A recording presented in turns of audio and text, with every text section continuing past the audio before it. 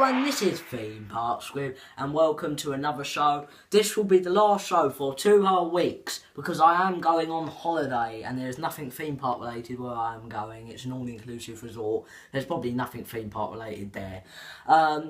This week we've got some news to talk about, future of the parks, guest to ride, merchandise and something very special in shout-outs today. So let's get straight into news. In news, something very sad happened in the last week on a ride in Ohio. It was a KMG afterburner and an incident occurred where the seats fell off the ride. I think a few people are seriously injured. I think lots of people got, and some people have sadly passed away in this incident. This is very sad, another theme park incident this year. Some more positive news now. Eurosat at Europa Park is going to have some changes for next year to become Eurosat 2.0 is what they're calling it. People are calling it. It's not going to be officially called that, but it's just going to be improvements to the attraction. And people think VR could be going on it. That's the third ride at Europa Park to get VR. It's probably going to be a paid extra like they are doing at the moment.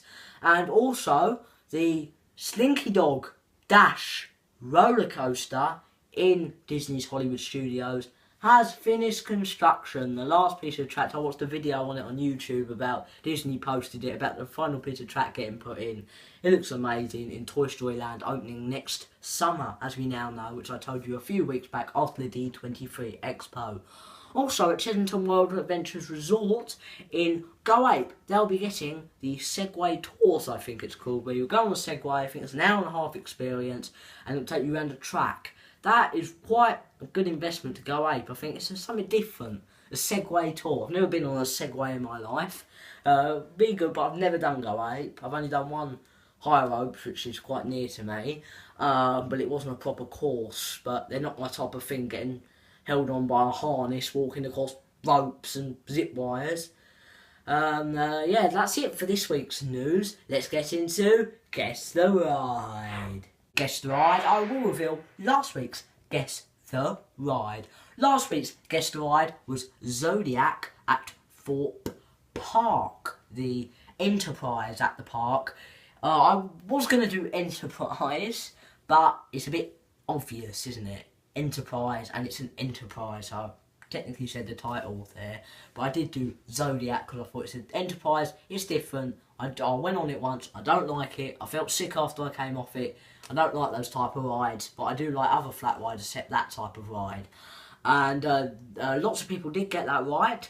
And this week's guest ride, it is a Huss Top Spin. It's in the Merlin Park and it opened in 1995 and it's still operating today. So if you know what that ride is, put your type ride down in the comments below and you'll get a shout out in next week's shout outs section of the show. Let's get into merchandise. So this week in merchandise I've got my Nemesis resin. I actually got Scarefest last year. Really nice. It's one of the inversions, the corkscrew on it with the train. I do like Nemesis, my favourite coaster on park. Could change next year when SW8 opens. Can't wait for SW8, I'm really excited. I'm going back there in a few weeks' time for the Enchanted Village stay, and you're going to see a lot has changed on that site. I've seen a lot of change in some videos. That lift hill supports are at the full height, and one of the helixes is getting done on the right, and the roof panels are going on the station as well. Nemesis, I really do like this resin. I do collect resins, but now they've been put up in price. £8.50 now, the new ones are at Alton Towers. 25 quid for the mega resin, which I do not want to get because I do not have a lot of room. And Thorpe Park, £9 for a resin.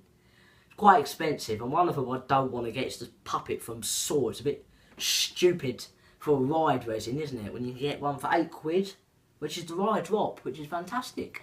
And then there's one Swarm one that I really want to get of the church, but it's 9 quid and I'm probably not going to get that. So that's it for merchandise this week. Let's get into Future of the Parks. This week in Future of the Parks, more about Thorpe Park Fright Nights. I would like them to get an original maze like what they've done in a few years with the for the last few years, what they've done, Big Top and Platform 15, they're not based on properties like what they've had there by Bloody Valentine, Saw Alive, which is returning for this year, and attractions like Cabin in the Woods, Blair Witch. They're all based on movies, and I would like them to get something original. Rumours are, we've seen the poster, where a worldwide phenomenon is going to invade Thorpe Park Fright Nights this year, and people think it could be The Walking Dead, which sounds, but Universal already have that in their Horror Nights, so it's a bit weird that Thorpe Park may get The Walking Dead, but I'll try it this year and see how good it is. So now, let's get into the final part of the show, shout-outs.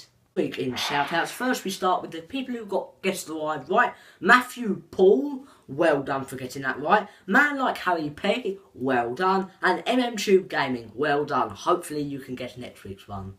Comments, nice comments on the videos are from Tube Gaming and Mia's Page UK. Thanks for commenting. And also tweets on Twitter. Katie Archer, Laura Archer, Family Attraction Vlogs, and Squib Patcher. Thanks for liking us on Twitter. And finally, we have a question. Jude Gaming asked, is Legoland Winter a good park to visit? It is a good park to visit, especially if you have Merlin Annual Pass, but the prices there are now going up. 60 quid for adults on some days, which is kind of a rip-off actually. 60 quid, some days it's like 30 quid, but 60 quid to get into Legoland, that must mean it's very quiet. If you look at the calendar, see when the 60 quid day is, and if you've got an annual pass, go there on those days. It's a really good park to visit, really well, really nice theming, and some really nice hotels as well. Really nice park, and I would advise, if you have a Merlin annual pass, do visit there. It's not just for kids, loads of people love it, and it's really well themed, especially their new dark ride, which opened this year. So that's it for this week's episode of the show. Can you like, subscribe, comment down below, guess the ride, follow us on Twitter at Theme Park Squib. So that's it for this week, and I'll see you in a few weeks' time. Bye!